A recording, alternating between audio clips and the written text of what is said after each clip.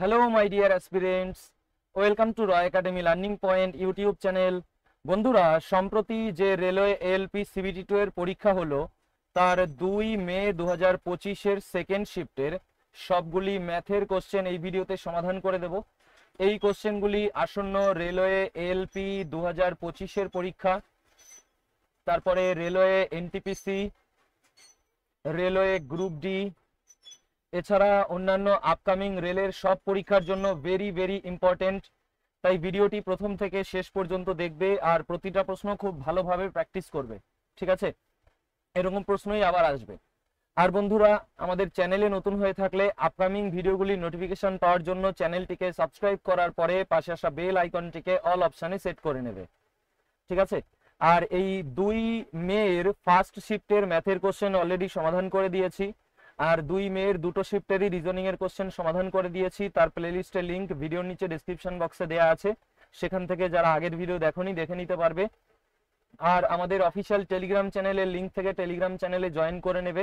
সেখানে আমি এই এএলপি সিবিটি2 এর 4টে শিফটেরই অফিসিয়াল আনসার কি ফ্রিতে প্রোভাইড করে দিয়েছি, ঠিক আছে? তো চলো শুরু করছি কোশ্চেনের সলিউশন। আচ্ছা, সবার প্রথমে ম্যাথের কোশ্চেন আছে 6 নম্বরে।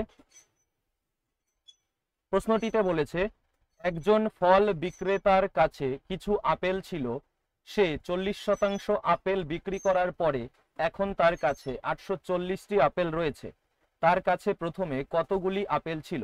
তাহলে 40% আপেল বিক্রি করেছে, করার পরে 840টা আছে বলেছে। তা টোটাল হয় 100%, তার থেকে 40% বিক্রি করলে থাকে 60%, আর বলেছে 840টা আছে। তো 60% মানে 840। তাহলে প্রথমে কতগুলো ছিল? 100% ছিল, মানে কত? ঠিক আছে, তো দুই জায়গায় শতাংশ কাটা যায়, তাই আর লিখিনি। 0 0 কাটা, 6 দিয়ে কাটলে 6 14 84, 14 গুণ 100 করলে 1400 আমাদের অ্যান্সার, ঠিক আছে? অ্যান্সার হলো অপশন 4-এরটা।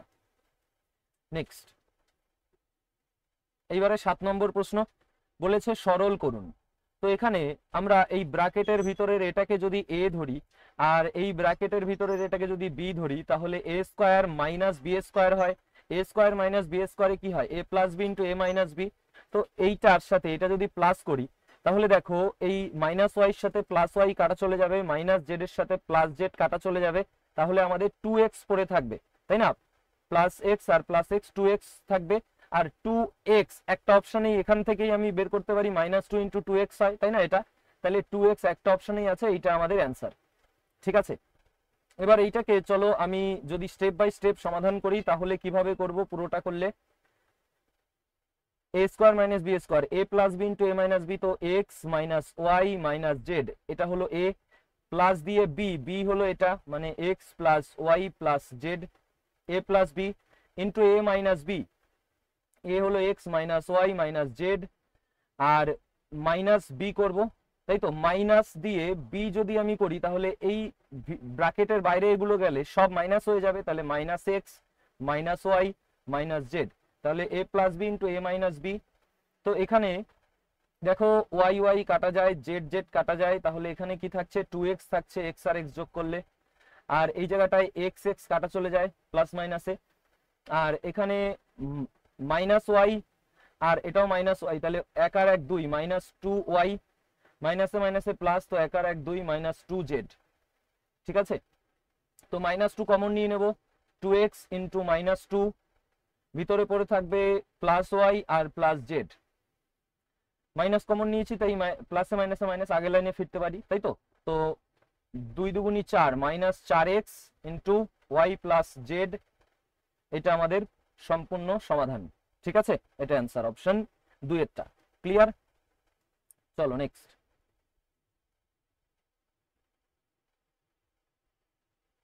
এইবারে 13 নম্বর প্রশ্ন। প্রশ্নে বলেছে একটি ট্রেন এ থেকে বিতে 40 কিমি প্রতি ঘন্টা গতিতে যায় এবং বি থেকে এতে একই রুটে 10 কিমি প্রতি ঘন্টা গতিতে ফিরে আসে। এ আর বি দুটো বিন্দু। এবার এ থেকে বিতে যাচ্ছে আর বি থেকে আবার এতে আসছে।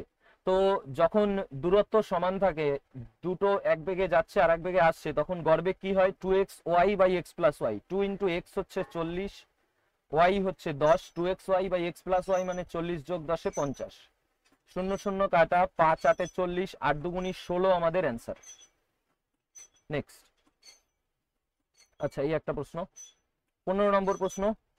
প্রশ্নে বলেছে এ অটো 42 কিমি প্রতি ঘন্টা গতিবেগে 2 ঘন্টায় একটি নির্দিষ্ট দূরত্ব অতিক্রম করে, আবার বি অটো 5 ঘন্টা সময়ে এ অটো দ্বারা অতিক্রান্ত দূরত্বের দ্বিগুণ দূরত্ব অতিক্রম করে। বি অটোর গতিবেগ জানতে চেয়েছে। তো এ অটো 2 ঘন্টায় 42 কিমি বেগে কত দূরত্ব যাবে? আমরা জানি বেগ গুণ সময় করলে দূরত্ব পাওয়া যায়, 42 গুণ 2 করব, তাহলে এ অটো এতটা দূরত্ব যাচ্ছে। বি অটো যেটা সেটা যাবে এর দ্বিগুণ দূরত্ব, তার মানে এর সাথে 2 গুণ করব, তাহলে এতটা দূরত্ব কত সময় যাবে বি অটো? 5 ঘন্টায়। তাহলে এইটা দূরত্ব, তাকে যদি আমি 5 ঘন্টা সময় দিয়ে ভাগ করি তাহলে বেগ পেয়ে যাব, সেইটাই চেয়েছে বি অটোর গতিবেগ। তো এখানে 2 2 4, নিচে যেহেতু 5 আছে তো আর একটা এক্সট্রা 2 নিয়ে নেই উপরে, 2 2 4 2 8, 8 2 16 6, হাতে আমার 1, 4 8 32, 1 33, আর উপরে 2 এক্সট্রা গুণ করেছি, নিচেও 5 2 10 করে দেব। 10 উঠিয়ে দিলে এক ঘর আগে দশমিক হয়ে যাবে, তাহলে 33.6 আমাদের অ্যান্সার। নেক্সট। এইবারে 17 নম্বর প্রশ্নে বলেছে 1590 টাকা মুদ্রিত মূল্যের একটি পণ্যকে একজন বিক্রেতা 835 টাকা দামে বিক্রি করেন, প্রদত্ত ছাড়ের শতাংশ নিকটতম পণ্য সংখ্যায় কত? 1590 টাকা মুদ্রিত মূল্য, বিক্রি করছে এত দামে, তাহলে ছাড় কত দিয়েছে? মুদ্রিত মূল্য থেকে বিক্রিত দাম বিয়োগ করে দেবো, ছাড় পেয়ে যাব। 5 আছে কত হলে 10 হবে? 5 হলে হাতে আমার 1, 3 আর 1 4 আছে কত হলে 9, 5, 8 আছে কত হলে 15, 7। তো 1590 টাকায় 755 টাকা ছাড়, শতকরা কত? ঠিক আছে, তো শূন্য শূন্য কাটা, তো 159 দিয়ে আমাদের ভাগ করতে হবে 7 5 5 0-কে। তো কয়বার যাবে? আমরা দেখতে পাচ্ছি যদি 160 ধরি তাহলে 4 × 64, 4 বার করলে 4 × 64 মানে 640 হয়, 4 গুণ করলে 160 এর সঙ্গে, যেহেতু এক বেশি ধরেছি তাই 4 1 কে 4 বিয়োগ করে দেবো। তো 640 থেকে 4 গেলে 636, বিয়োগ করলে 6 আছে কত হলে 15 হবে 9, 3 আর 1 4 1 5, তারপরে তোমার 6 আছে কত হলে 7 হবে 1, নামলো 0। এবার 160 দিয়ে কবার? 7 বার যাবে, 7 করলে 7 × 112, তারপরে একটা 0, তাহলে 1120। ঠিক আছে, এবার যেহেতু এক বেশি করেছি এখানেও তাই 7 বিয়োগ করব, তাহলে 1113 হয়ে যাবে। 3 আছে কত হলে 10 হবে 7 হলে, 1 আর 1 2 আছে কত হলে 9 হবে 7 হলে। তো এখন আমাদের দশমিক বসিয়ে শূন্য নিতে হবে, তো 47 পয়েন্ট সামথিং মানে 47% আমাদের অ্যান্সার। ঠিক আছে, অপশনে 48% নেই, যদি থাকতো তাহলে আরো এক ঘর বের করতাম, বের করে যদি দেখতাম 5 এর বেশি হয়, 5 বা 5 এর বেশি হয় তাহলে 48% অ্যান্সার করতাম, কিন্তু সেটা নেই, তার মানে নিশ্চয়ই এটা 5 এর কম হবে। করে দেখো 4 বারই যাবে, তাই 47%ই আমাদের অ্যান্সার। নেক্সট। এইবারে 19 নম্বর প্রশ্নে বলেছে একজন ব্যক্তি যথাক্রমে 4 টাকা প্রতি 5টি আপেল দরে আর 4 টাকা প্রতি একটি আপেল দরে, তাহলে টাকা আর টি, তো 4 টাকা প্রতি 5টা মানে 5টি 4 টাকা, আর একটি আবার 4 টাকা, একটি 4 টাকা দরে কিনছে। এবার বলেছে যদি তিনি প্রতিটি জাতের সমান সংখ্যক আপেল কেনে, তো এখানে 5টা আপেল আর এটা একটা আপেল, তো এটাকে 5 গুণ করে দিলে 5টা আপেল হয়ে যাবে, 5 গুণ আপেল 4 5 20 টাকা লাগবে, একটা আপেল 4 টাকা হলে 5টা আপেল 20 টাকা। তো টোটাল আমাদের কতগুলো আপেল হচ্ছে? 5 5 10টা, দুই রকম মিলিয়ে, আর 4 5 20 4 24 টাকা, 10টা আপেল 24 টাকা দিয়ে কিনেছে। ঠিক আছে, এবার সবগুলোকে 3 টাকা প্রতি আপেল দরে বিক্রি করছে, তাহলে 10টা আপেল বিক্রি করবে কত টাকায়? 10 গুণ 3 মানে 30 টাকায় বিক্রি করবে, সেলিং প্রাইস হবে 30 টাকা, তাহলে 24 টাকায় কিনেছে 30 টাকায় বিক্রি করছে, তার মানে 24 টাকায় কিনেছে 30 টাকায় বিক্রি করছে, মানে 24 টাকায় 6 টাকা লাভ হবে। তো শতকরা কত? ঠিক আছে, 6 দিয়ে কাটলে 4 6 24, 1/4 হলো 25%, তো লাভের শতাংশ হবে 25%।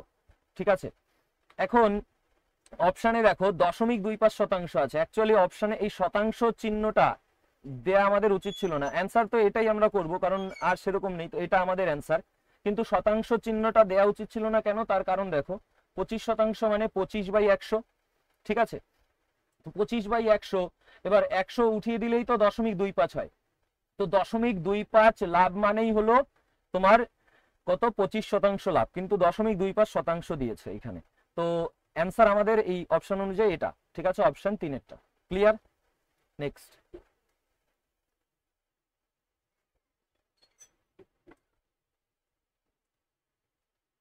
এইবারে আমাদের 27 নম্বর প্রশ্ন। প্রশ্নটিতে বলেছে যে একটি কাজ শেষ করতে সমীর 6 দিন সময় নেয়, সমীর নেয় 6 দিন, তানবীর 8 দিনে শেষ করে, তানবীর 8 দিন। যদি তাদের সঙ্গে আমির যোগ দেয়, তিনজনে মিলে 3 দিনে, তাহলে সমীর, তানবীর, আমির তিনজনে 3 দিনে শেষ করে। তো এখান থেকে টোটাল ওয়ার্ক 24 হয়ে যাবে এদের লসাগু।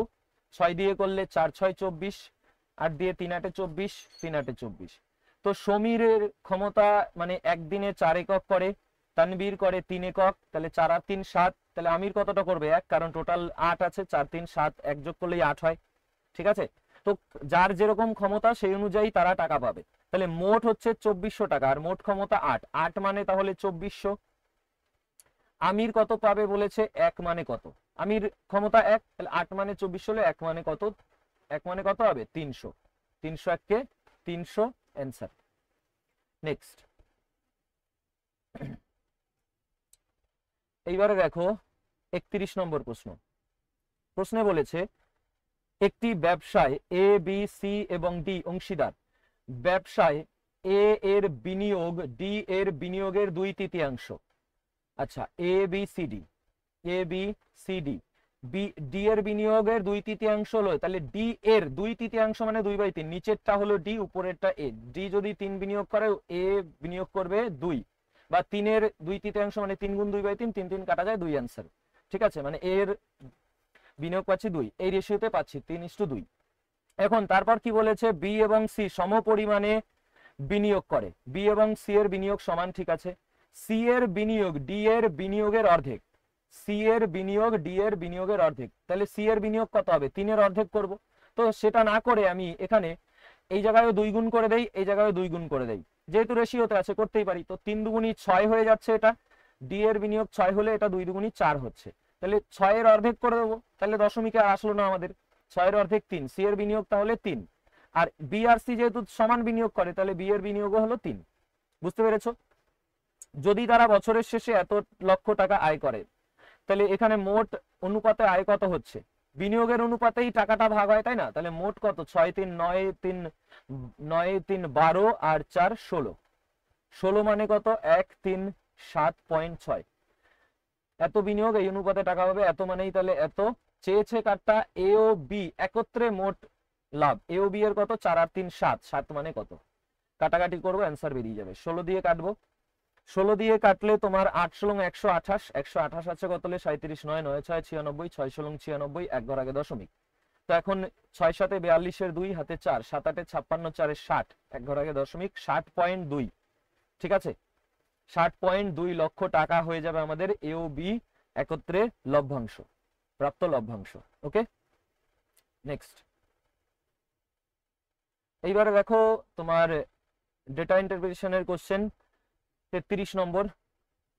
প্রশ্নে বলেছে যে যদি মঙ্গলবার ওয়াই দোকানের এক একটি আম 80 টাকাতে বিক্রি হয়, তাহলে মঙ্গলবার ওয়াই দোকান কত আয় করেছিল? তো ওয়াই দোকানের এক একটি আম 80 টাকায় বিক্রি হচ্ছে, আর মঙ্গলবার ওয়াই দোকান কতগুলো? 34টা আম বিক্রি করেছে, তাহলে কত টাকা আয় হয়েছিল? 34 গুণ 80, 0 4 8 32 এর 2, 3 8 24, 3 27, তাহলে 2720 টাকা। ঠিক আছে, অপশন একেরটা কারেক্ট অ্যান্সার।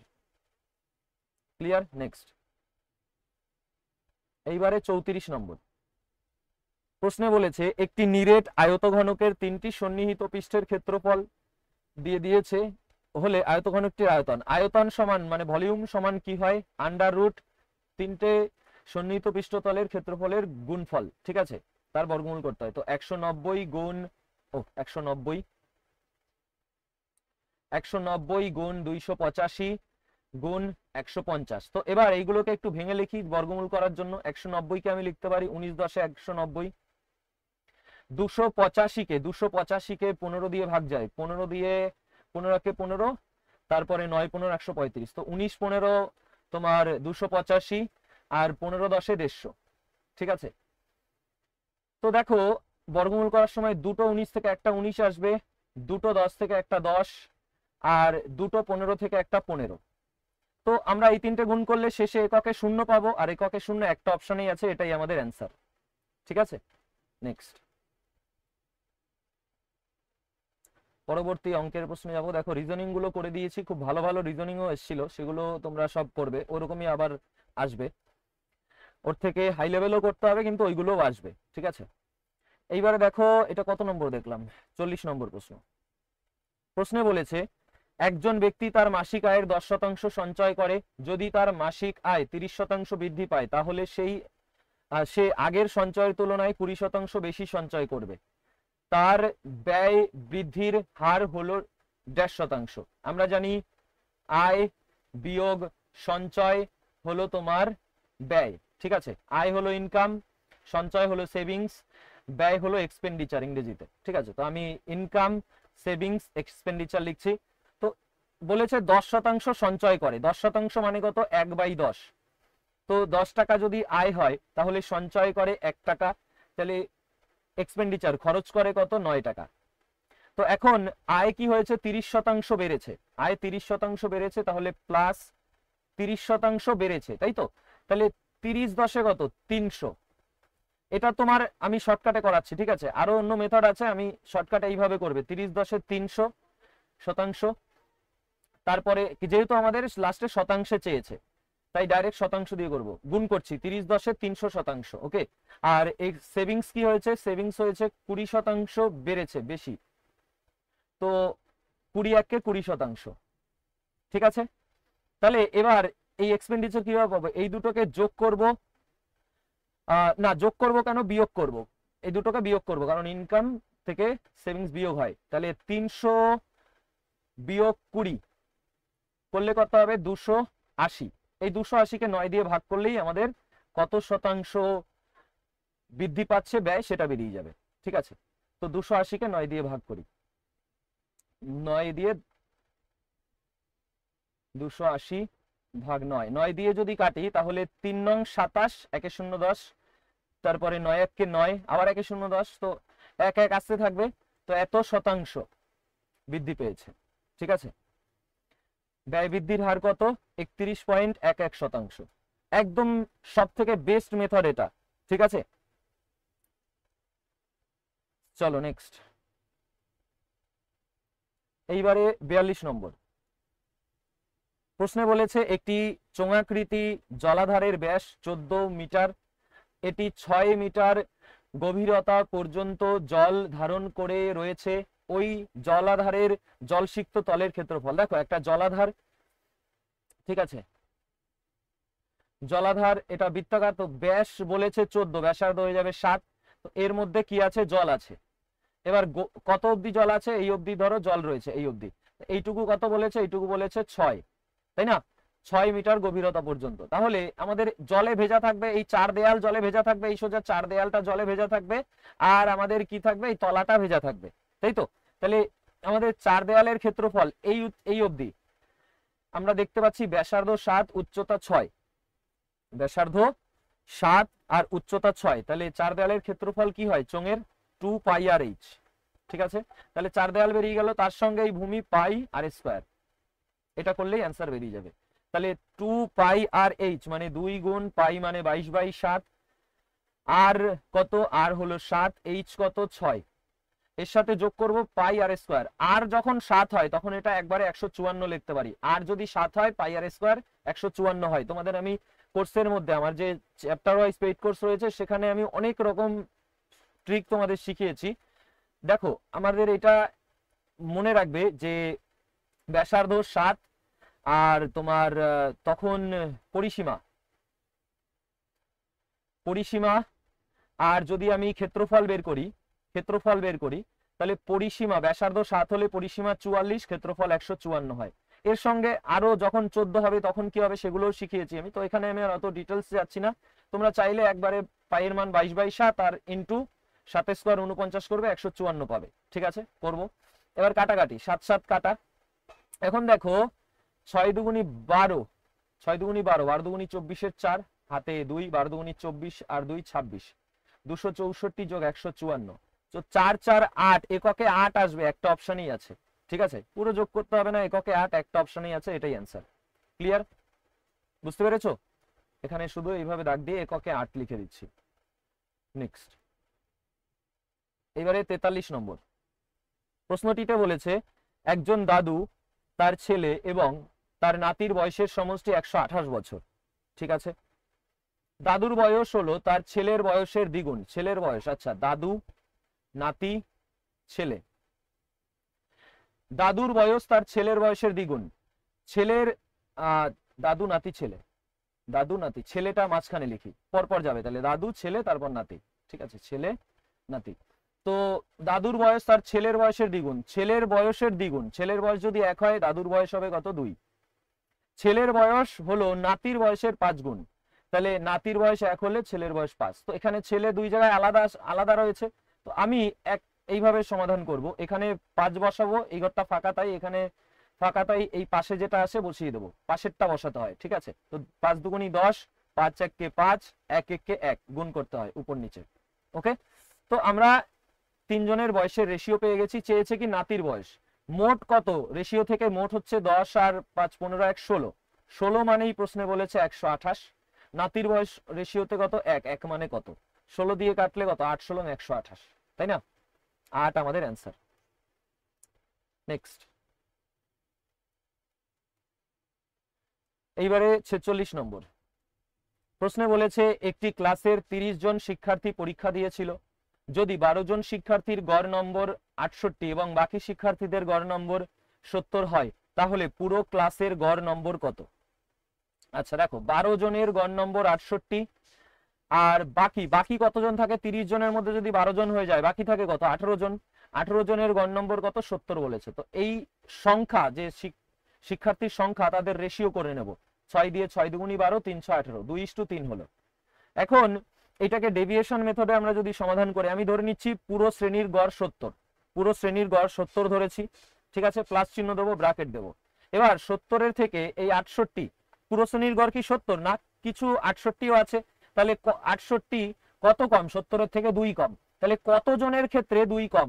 2 জনের ক্ষেত্রে 2 কম, তাহলে এই 2 দুগুণী 4 আর মাইনাসে, তাহলে -4। ঠিক আছে, তাকে ভাগ করব এই টোটাল কতজন আছে শ্রেণীতে মোট, সবার মধ্যে যেটা এক্সট্রা হয় সেটা সবার মধ্যে ভাগ হয়ে যায়। তো 4কে সবার মধ্যে 5 দিয়ে ভাগ করে দেবো। ঠিক আছে, 3 আর 2 5 হয়, 5 দিয়ে ভাগ করে দেবো। তো এটা করলে অ্যান্সার পেয়ে যাবো 70 প্লাসে মাইনাসে মাইনাস 4/5 কত? 4/5 হলো 0.8, 5 8 40, তো দশমিক নিয়ে শূন্য নিলে 5 8 40। ঠিক আছে, তো 70 থেকে 1 বিয়োগ করলে 69.2 হয়ে যাবে আমাদের অ্যান্সার। ঠিক আছে, নেক্সট। আচ্ছা, এইবারে দেখো 48 নম্বর প্রশ্ন।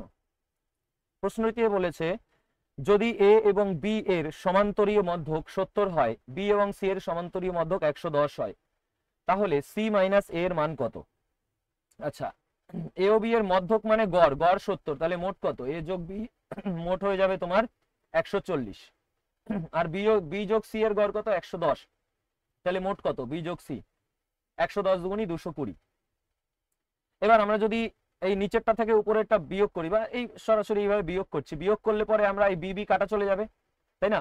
আর এ মাইনাস সি সমান 220 থেকে 140 যদি বিয়োগ করা হয়, মাইনাস আছে, প্লাসে মাইনাসে মাইনাস, 220 থেকে 140 বিয়োগ করলে হয়ে যাবে 80।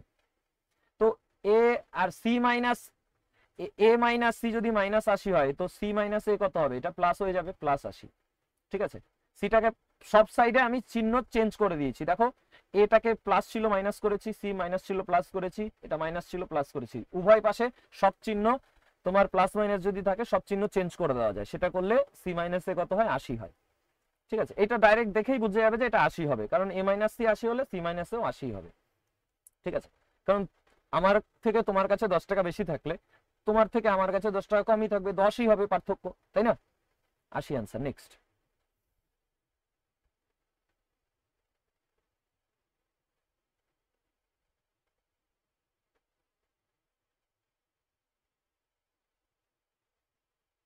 আচ্ছা, এইবারে এটা কত নম্বর? 64 নম্বর প্রশ্ন। প্রশ্নটিতে বলেছে বিরল মুদ্রার একটি সংগ্রহে প্রতি 5টি অস্বর্ণ মুদ্রার জন্য একটি করে স্বর্ণ মুদ্রা ছিল। আচ্ছা, অস্বর্ণ মুদ্রা, তাই শটে লিখলাম, আর স্বর্ণ মুদ্রা শুধু অস্বর্ণ মুদ্রার জন্য প্রতি 5টা অস্বর্ণ মুদ্রার জন্য একটি করে স্বর্ণ মুদ্রা, তো রেশিও পাচ্ছি 5:1।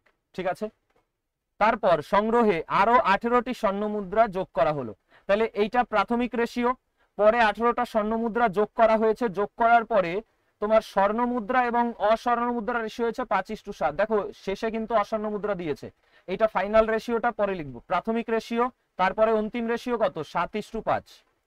বলবে স্যার 7:5 কেন লিখলেন? কারণ এই যে অস্বর্ণ মুদ্রা আগে লিখেছি তাই অস্বর্ণ মুদ্রা 7টা আগে লিখলাম, স্বর্ণ মুদ্রা পরে লিখেছি তাই স্বর্ণ মুদ্রার 5টা পরে লিখলাম।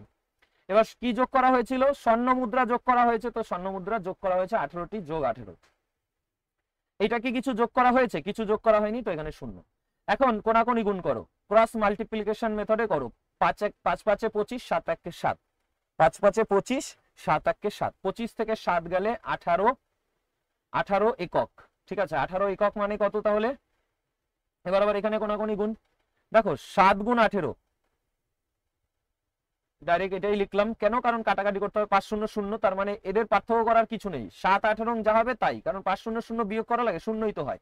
তো এটা 18 দিয়ে কাটবো, তাহলে 1 একক মানে কত? 7, 1 মানে 7। চেয়েছে কি সংগ্রহে এখন মোট কতগুলি মুদ্রা রয়েছে, এখন কতগুলো মুদ্রা রয়েছে চেয়েছে।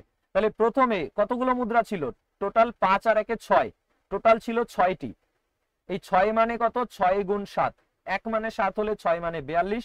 তাহলে এখন কতগুলো মুদ্রা রয়েছে? 42 যোগ 18, আরো 18টা যোগ হয়েছে না পরে? প্রথমে ছিল 5 আর 1 6 মানে 42, 18টা যোগ হয়েছে, 42 18 হয়ে যাবে 60। এটা অ্যান্সার। ঠিক আছে, আশা করি বুঝতে পেরেছো।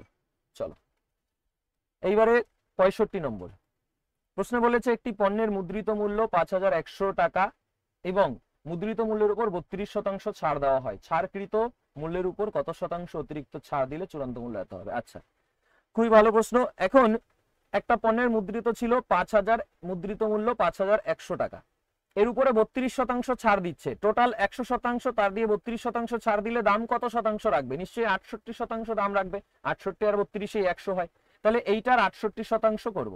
তাহলে প্রথম ছাড়ের পরে দাম হচ্ছে কত? এত টাকা, প্রথম ছাড়ের পরে দাম এত টাকা, এরপরে আরো একটা ছাড় দিচ্ছে এটার উপরে, এর উপরে আর একখানা ছাড় দিচ্ছে, ছাড়।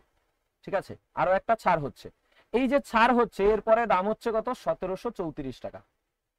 ঠিক আছে, প্রথমে এত দাম ছিল প্রথম ছাড়ের পরে, পরের ছাড়ের পরে এত দাম হয়েছে, তো আমরা এই দুটোর রেশিও করে নেব, এই দুটোর রেশিও করে নেব। বুঝতে পেরেছো কি বললাম? চলো, এই শতাংশের জন্য দুটো শূন্য কাটা।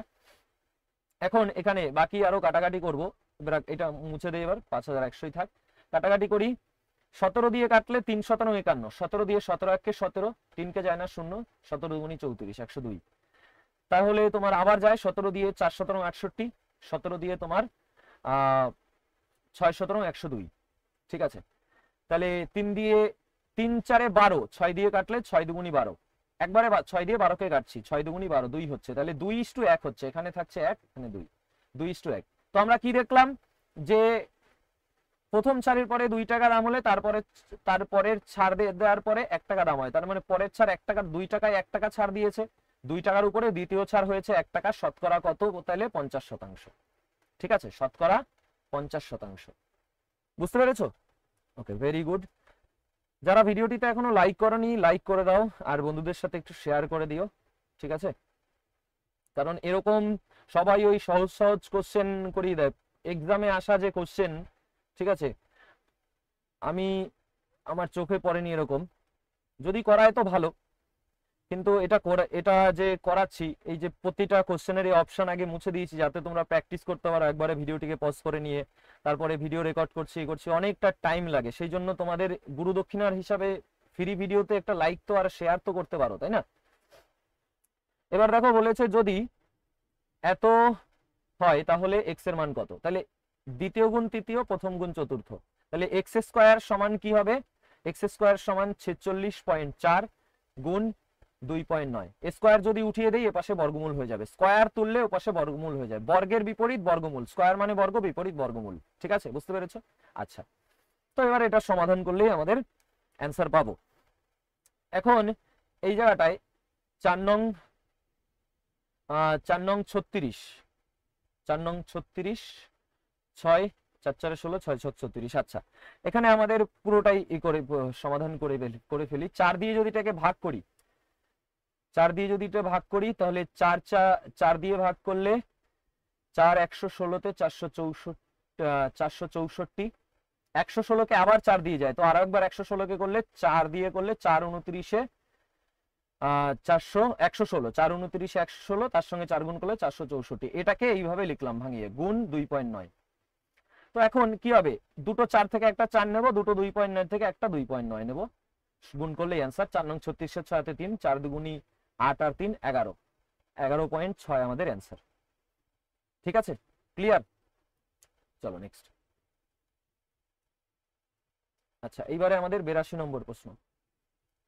প্রশ্নটিতে বলেছে সেই ক্ষুদ্রতম সংখ্যাটি নির্ণয় করুন যাকে এত দ্বারা ভাগ করলে যথাক্রমে এত এত ভাগশেষ থাকে।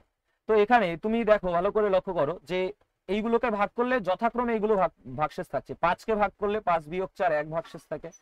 6 কে যদি ভাগ করা হয় 6 তাহলে ভাগশেষ থাকে কত, 5।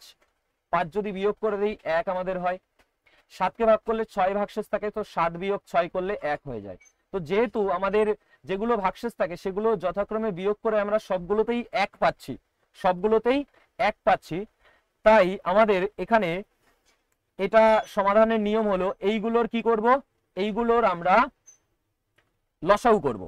5 6 7 এর লসাগু করব। এগুলোর লসাগু করলে দেখো কিছু দিয়ে কি যাবে, এদের ভাগ যাবে না, তার মানে এদের 1 দিয়েই যাবে, এদের লসাগু এইগুলোরই গুণফল হয়ে যাবে। 5 6 7 এর লসাগু কত, 5 গুণ 6 গুণ 7, এলসিএম নিচ্ছি, 5 6 30 গুণ 7 210। এখন যেহেতু সবগুলো এখানে পার্থক্য 1 বেরিয়েছে, তো এর থেকে 1 বিয়োগ করে দেবো, 209 আমাদের অ্যান্সার, 209 অ্যান্সার। ঠিক আছে, বুঝতে পেরেছো? বোঝা গেছে? এবার এইটাকে আমি এই যে লসাগু করলাম, এইসব কিছু না করে অপশন দিয়ে করতে পারি। কিভাবে, চলো অন্য একটা মেথড ভালো করে বুঝবে, ভেরি ভেরি ইম্পর্টেন্ট।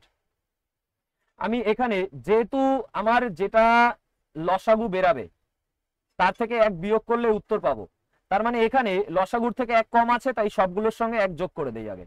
অপশনগুলোর সঙ্গে যদি 1 যোগ করি, তাহলে তুমি দেখো এটা 210, এটা 208, এটা 209, এটা 211। তাহলে তুমি বলো 5 6 আর 7, আমরা 5 দ্বারা বিভাজ্যতার নিয়ম কি জানি, 5 দ্বারা বিভাজ্য হতে গেলে শেষে 5 বা 0 থাকতে হয়। তো একমাত্র এই 210-এরই শেষে 0 আছে, আর বাকি দেখো এটা 208 0 হবে শেষে না, 209 সে এককে 0 হবে না, 211 0 হবে না, তাহলে ডাইরেক্ট এটা আমরা অ্যান্সার করে দেবো। তাহলে আমরা এইভাবে ডাইরেক্ট অপশন দিয়েও করতে পারি, শুধু এখানে ডিফারেন্সটা দেখে নিলাম যে 1 আছে, তারপরে এইভাবে করে নিলাম। তাহলে এটা কত, 209 ছিল। আচ্ছা, মুছে গেছিল, আবার লিখে দিলাম। চলো নেক্সট। আচ্ছা, এইবারে দেখো 86 নম্বর প্রশ্ন। প্রশ্নটিতে বলেছে 4 অঙ্কের সেই সংখ্যাটি, সেই ভাজ্যটি নির্ণয় করুন যাকে এত এত এত দ্বারা ভাগ করলে যথাক্রমে এত এত এত ভাগশেষ থাকবে। তো এটা দেখো সেম আগের প্যাটার্নের কোশ্চেন, কিন্তু এখানে শুধু তোমার যেটাকে ভাগ করার কথা বলছে সেটা 4 অঙ্কের হবে। ঠিক আছে, তো আমরা শর্টকাট মেথডে যদি করি আগেরটার মতো, তাহলে কিভাবে করব, দেখো এই যেগুলো দ্বারা ভাগ করছি, ভাগ করার পরে যে ভাগশেষগুলো পাচ্ছি তাদের পার্থক্য কত, তাদের পার্থক্য 7, কারণ 21 থেকে 14 বিয়োগ করলে 7, 42 থেকে 35 গেলে 7, 147 থেকে 140 গেলে 7, 105 থেকে 98 বিয়োগ করলে 7, তো পার্থক্য 7 হচ্ছে। তাহলে এই 7 আমরা কি করব, এগুলোর সাথে যোগ করব, যোগ করে অপশন টেস্ট করে অ্যান্সার বের করে ফেলবো।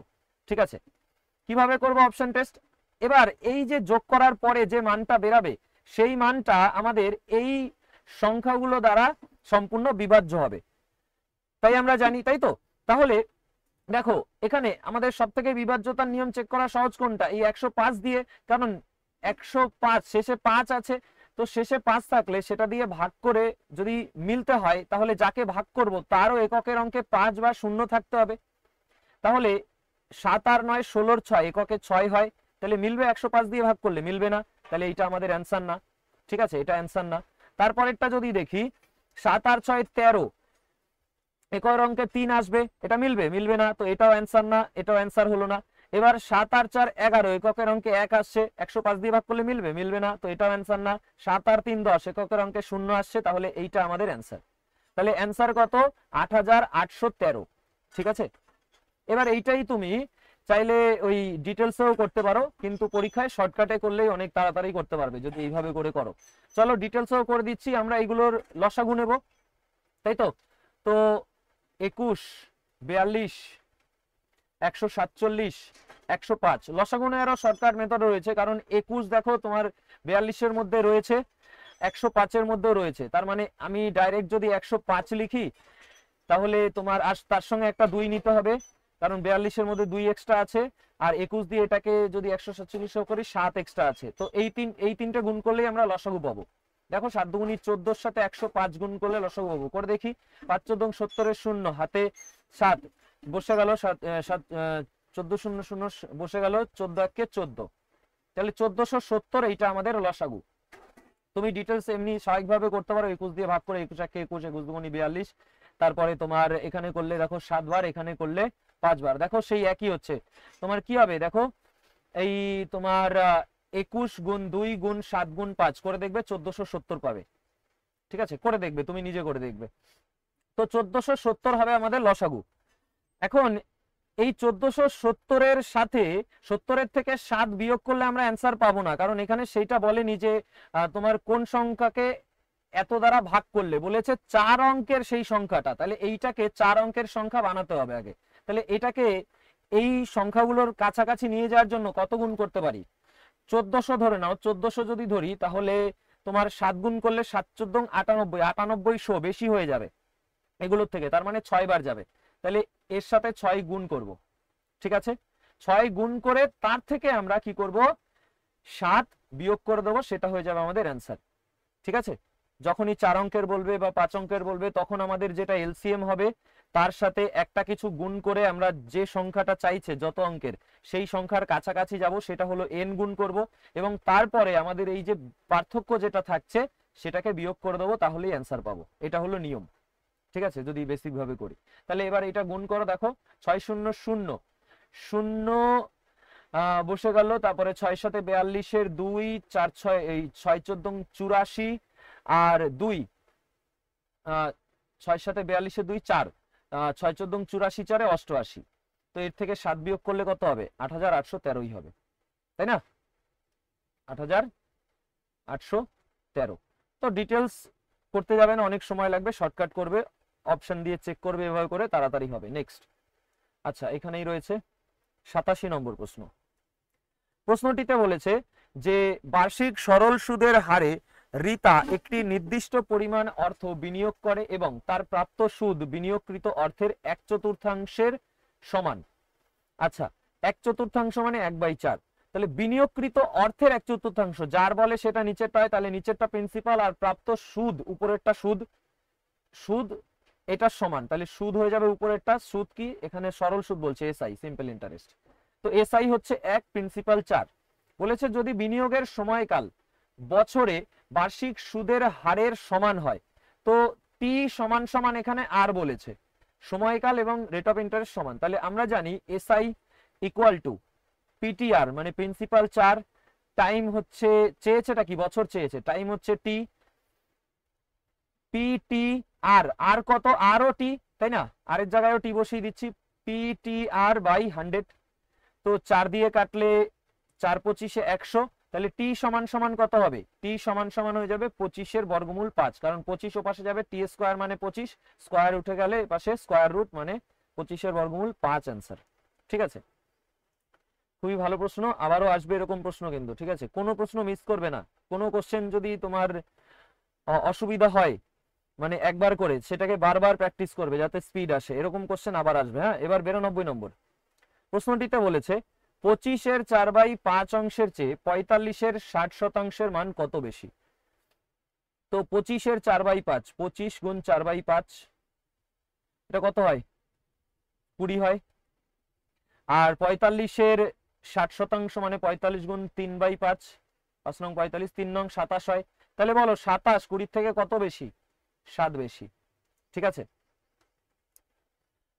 রিলেতে প্রিভিয়াস ইয়ারের কোশ্চেনই আবার রিপিট হয়, সেম কনসেপ্ট কোশ্চেন রিপিট হয়। আর আমি তোমাদের চ্যাপ্টার ওয়াইজ পেইড কোর্স করিয়েছি ম্যাথ রিজনিং এর, ঠিক আছে, সেখানে আমি যা কনসেপ্ট করিয়েছি তার থেকেই তোমার এই 2024-25-এ যা এক্সাম হচ্ছে সব কোশ্চেনগুলো আসছে, ঠিক আছে? তোমরা চাইলে সেই কোর্স নিয়ে সেটা কমপ্লিট করতে পারো, তাহলে তোমাদের ম্যাথ রিজনিং এ স্ট্রং হয়ে যাবে তোমরা। এবারে এটা কত নম্বর দেখলাম? 93। প্রশ্নটিতে বলেছে 5 জন পুরুষ বা 9 জন মহিলা 9 দিনে একটি কাজ করতে পারেন। 5 জন পুরুষ 7 দিন কাজ করে এবং চলে যায়, 9 দিনে অবশিষ্ট কাজ সম্পূর্ণ করতে কতজন মহিলা লাগবে? তাহলে 9 দিন 7 দিন, অ্যান্সার হবে 2। সেম আগের শিফটেও তোমার একই রকম একটা কোশ্চেন ছিল, শুধু ডিজিটগুলো আলাদা ছিল। চলো বুঝিয়ে দিচ্ছি। 5 জন পুরুষ 7 দিন কাজ করে চলে যায়, টোটাল কাজ শেষ হয় কয় দিনে? 9 দিনে। 5 জন পুরুষ 9 দিনে করতে পারে, 9 জন মহিলা 9 দিনে, তাই তো? তাহলে 7 দিন কাজ করে চলে গেছে। 7 দিনে কতটা কাজ করেছে? 9 ভাগের 7 ভাগ কাজ করেছে। সম্পূর্ণ অংশ কত? 1 সবসময়, তার থেকে 7/9 বাদ দিয়ে দেবো, থাকবে কত? 2/9। এইটা হলো অবশিষ্ট, ঠিক আছে? অবশিষ্ট, তাহলে অবশিষ্ট কাজ থাকছে 2/9। এই কাজটা কতদিন সময় লাগবে এই 9 জন মহিলা, সেটা যদি বের করতে পারি তাহলে অ্যান্সার হয়ে যায়। কিরকম ভাবে করব? আমরা জানি যে 9 জন মহিলা শর্টে ম লিখলাম, 9 জন মহিলা এক অংশ কত দিনে করে? এই যে প্রশ্ন বলেছে 9 দিনে, তাহলে এক অংশ 9 দিনে করলে 2/9 অংশ কয় দিনে করবে? 2 দিনে, কারণ 9 গুণ 2/9, 9 9 কাটা যাবে 2 দিন, ঠিক আছে? তাহলে এবার হয়ে গেল আমাদের কোশ্চেনের সমাধান। এখন 2/9 অংশ কাজ হবে আমাদের 2 দিনে করছে কয়জন? 9 জন। তাহলে 9 জন 2 দিনে, তাহলে কতজন মানে W জন 9 দিনে। ওম্যান ইন্টু ডে করলাম, এখানে ওম্যান ইন্টু ডে করলাম, ঠিক আছে? 9 জন 2 দিনে, W জন 9 দিনে, তাহলে 9 9 কাটা, ডাব্লুর মান হয়ে যাবে 2। তাহলে কতজন মহিলা লাগবে? 2 জন মহিলা। ডাব্লু কেন লিখেছি? কারণ ওম্যান মহিলা, সেই জন্য। নেক্সট, এইবারে এটা হলো তোমার 94 নম্বর। প্রশ্নটিতে বলেছে যে ত্রিভুজ PQR এ কোণ Q 90 ডিগ্রি, tan R 1/2, এখানে সব সাইন কজ সেক কোসেক রয়েছে। আচ্ছা দেখো, এই যে কোশ্চেন, এটা আমরা তো সেই তোমার এখান থেকে এটা হচ্ছে লম্ব বাই ভূমি অতিভুজ বের করে নিয়ে করতে পারি মান বসিয়ে, ভ্যালু পুট করে, অথবা আমরা কি করতে পারি, অথবা এখানে চেঞ্জ করে নিয়ে করতে পারি। তো চলো দেখি, আগে প্রথমে মান বসিয়ে করে দেই। একটা ত্রিভুজ PQR, PQR, কিউ বলেছে কত? 90 ডিগ্রি, এটা 90 ডিগ্রি, কিউতেই 90 ডিগ্রি রেখেছি, ঠিক আছে? এখন tan R বলেছে 1/2। tan মানে কি? tan মানে হলো লম্ব বাই ভূমি, তাহলে 1/2। আর এর পরিপ্রেক্ষিতে, এটা খেয়াল রাখবে, আর এর সাপেক্ষে এইটা ভূমি, এটা লম্ব। আবার যদি পি এর দিক থেকে দেখি, যদি পি এর কথা বলি, পি এর দিক থেকে এইটা ভূমি আর এটা লম্ব, ঠিক আছে? তাহলে আর আছে, তাই লম্ব কোনটা? এইটা 1, ভূমি কত? 2। তাহলে অতিভুজ কত হবে? অতিভুজ হয় লম্ব স্কয়ার যোগ ভূমি স্কয়ারের বর্গমূল, তাহলে 2 স্কয়ার 4, 1 স্কয়ার 1, 4 আর 1 5, তার বর্গমূল মানে √5। অতিভুজ হলো √5। এখন শুধু এর মধ্যে মান বসাও, তাহলেই হয়ে যাবে। চলো মান বসাই।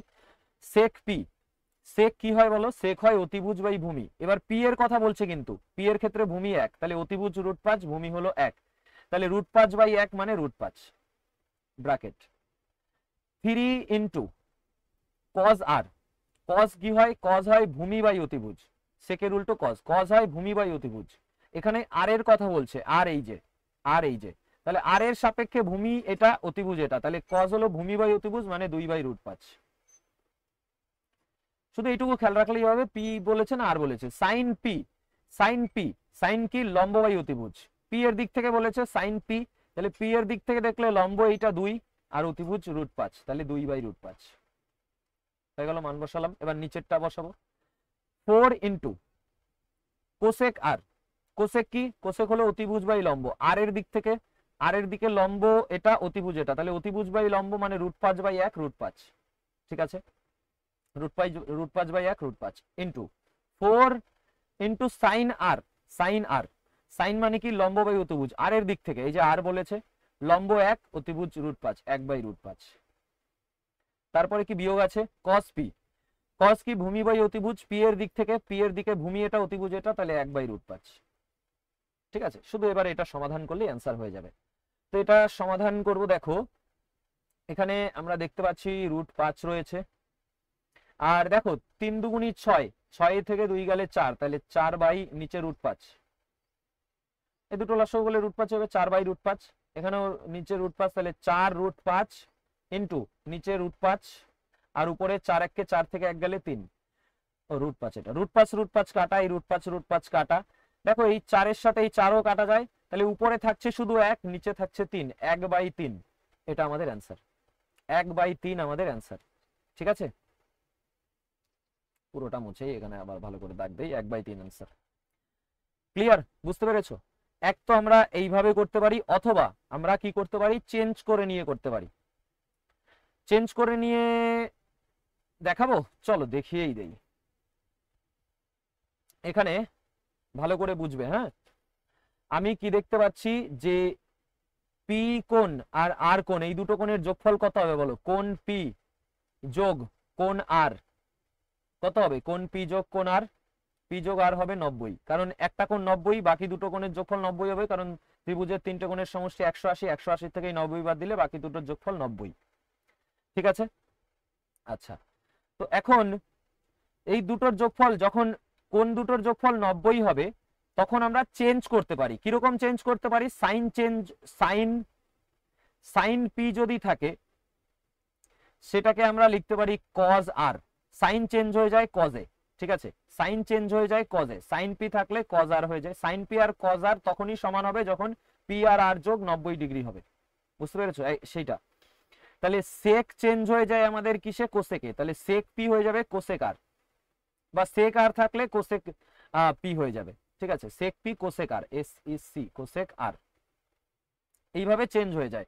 এখানে সাইন কস সেক কোসেকই রয়েছে, ট্যান কট নেই, ট্যান কটে চেঞ্জ হয় সেটা লিখছি না, কারণ ট্যান কট এখানে কোশ্চেনের মধ্যে নেই। এখানে এই জায়গায় ট্যান আছে, কিন্তু এই যেটা চেয়েছে সেখানে তো নেই, তাই লিখলাম না। আচ্ছা, তো এখন আমরা এটা আরেকটু জুম আউট করি, তারপরে দেখাই এখানে। তো এই হিসাবে তুমি দেখো সেক পি রয়েছে, তাই তো, আর নিচে আছে কোসেক আর। তা তুমি কি জানো যে সেক পি কোসেক আর সমান, যখন কোণ পি কোণ আর 90 ডিগ্রি, তার মানে সেক পি এর সাথে কোসেক আর কাটা চলে যাবে। সেক পি কোসেক আর সমান, এই যে সেক পি কোসেক আর সমান, তাই সেক পি এর সাথে কোসেক আর কাটা চলে যাবে। ওকে, নেক্সট দেখো, নেক্সট আমাদের উপরে থাকলো কি 3 কজ আর। এবার এই সাইন আর যেটা রয়েছে, সাইনটাকে আমি কজে নিয়ে যেতে পারি, সাইন আরটা, সাইন পি আছে, সাইন পি কে আমি কি লিখবো? কজ আর, সাইন চেঞ্জ হয়ে যায় কজে, তাহলে কজ আর হয়ে যাবে। আর এখানে নিচে এই কসটাকে আমি চেঞ্জ করে দেবো সাইনে, কস পি আছে সেটা হয়ে যাবে, তাহলে কি হয়ে যাবে? সাইন আর হয়ে যাবে, কস পি, তাহলে হয়ে যাবে সাইন আর। ঠিক আছে, এখন তুমি বিয়োগ করো, 3 কজ আর থেকে যদি শুধু কজ আর বিয়োগ করি, এর পরের লাইন, 3 কজ আর থেকে যদি শুধু কজ আর বিয়োগ করি, তাহলে হয়ে যাবে 2 কজ আর। ঠিক আছে, আর তার সঙ্গে নিচে 4 রয়েছে, 4 গুণ, এখানে 4 সাইন আর থেকে সাইন আর বিয়োগ করলে 3 সাইন আর, 2 দিয়ে কাটলে 2 দুগুণি 4, তাহলে কি হচ্ছে? 1/6 into cos r by sine r হচ্ছে, তাই তো।